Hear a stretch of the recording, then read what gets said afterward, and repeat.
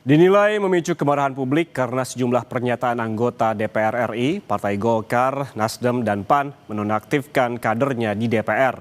Adis Kadir dari fraksi Golkar, Ahmad Sahroni, dan Nafa Urbah dari fraksi Nasdem, serta Eko Hendro Purnomo alias Eko Patrio dan Surya Utama atau Uya Kuya dari fraksi PAN. Terhitung 1 September 2025, 5 anggota DPR yang mengeluarkan pernyataan dan aksi kontroversial dinonaktifkan oleh partainya masing-masing. Pasalnya, pernyataan dan sikap mereka diduga memicu kemarahan publik. Partai Golkar menonaktifkan Wakil Ketua DPR RI Adis Kadir yang menuai kritik setelah menjelaskan uraian kenaikan tunjangan anggota dewan. Langkah yang sama juga diambil Partai Nasdem dengan menonaktifkan Ahmad Sahroni dan Nafa Urbah sebagai anggota DPR dari fraksi Nasdem. Pernyataan Sahroni dan Nafa dinilai mencederai perasaan rakyat dan menyimpang dari perjuangan partai. Keputusan menonaktifkan Eko Hendro Purnomo atau Eko Patrio dan Surya Utama atau Uya Kuya juga diambil Partai Amanat Nasional dengan mempertimbangkan dinamika politik di tanah air. DPP Partai Amanat Nasional memutuskan untuk menonaktifkan saudaraku Eko Hendro Purnomo dan saudaraku Surya Utama sebagai anggota DPR RI dari fraksi Partai Amanat Nasional DPR RI terhitung sejak hari Senin 1 September 2025. Ada pernyataan dari para wakil rakyat, khususnya anggota DPR RI dari fraksi Partai Nasdem yang telah menyinggung dan mencederai perasaan rakyat. Dan hal tersebut merupakan penyimpangan terhadap perjuangan Partai Nasdem.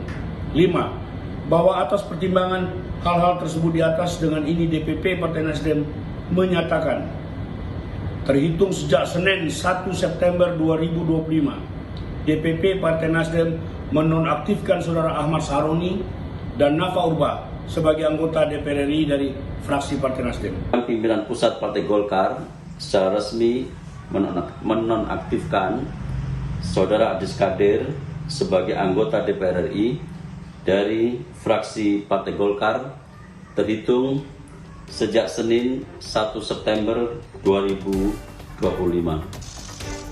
Presiden Prabowo Minggu 31 Agustus 2025 memanggil Ketua Umum Partai Politik ke Istana.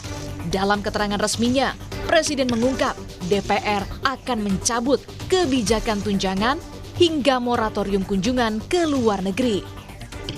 Tadi sudah saya sampaikan, mereka pun sekarang sudah akan segera melakukan pencabutan terhadap beberapa kebijakan di DPR RI. Tadi saya sudah sampaikan besaran tunjangan kepada anggota DPR dan moratorium kunjungan kerja luar negeri sudah segera mereka tindak lanjuti, tetapi hal-hal lain yang ingin disampaikan juga dipersilakan disampaikan, mengirim delegasi masing-masing ke DPR RI. Penonaktifan 5 anggota DPR dilakukan usai marak aksi protes massa di berbagai daerah di Indonesia, memprotes tunjangan anggota DPR, menuntut legislasi DPR hingga soal pernyataan-pernyataan kontroversial dari 5 anggota dewan tersebut. Tim Liputan, Kompas TV.